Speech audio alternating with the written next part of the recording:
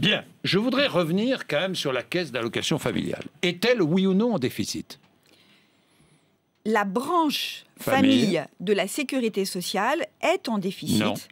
Si, bien sûr qu'elle est en déficit. Mais bien je sûr. vous dis non. Moi, je vous dis que oui, Jean-Jacques Bourdin. Mais je vous dis non. L'argument qui est donné par ceux qui prétendent qu'il n'y a pas de déficit est de dire que cette branche famille est amenée à contribuer pour les avantages familiaux consentis aux retraités à la branche retraite. Est-ce que c'est anormal? Évidemment non. Attendez. Évidemment Si, non. Parce que la branche retraite, elle, est en déficit, très lourd déficit. Alors que se passe-t-il?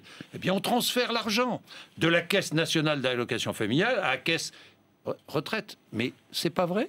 Oui, mais bien sûr que si. Mais c'est pourquoi? vrai ou pas? Non, mais quel argent? C'est vrai ou pas? Non, attendez, que Jean-Jacques paie la Bourdin. Caisse nationale d'assurance familiale, d'allocation familiale? Disons-le, elle paie la majoration.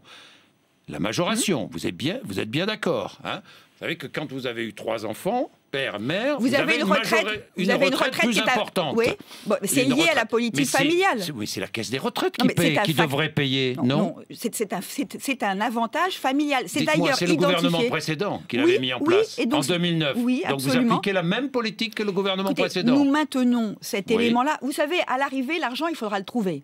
Non, mais Jean-Jacques Bourdin. Et donc, pourquoi le trouver dans la poche des familles alors qu'on pourrait le trouver dans la poche des retraités? Parce que ce sont les familles qui vont ensuite bénéficier de cet avantage. Vous savez, ce sont les retraités qui bénéficient. Les retraités, c'est pas les familles, les retraités vont avoir à sans doute participer au rééquilibrage de la politique des retraites. Donc on ne peut pas imaginer que les efforts à consentir dans notre pays aujourd'hui, c'est tout le monde sauf soi-même.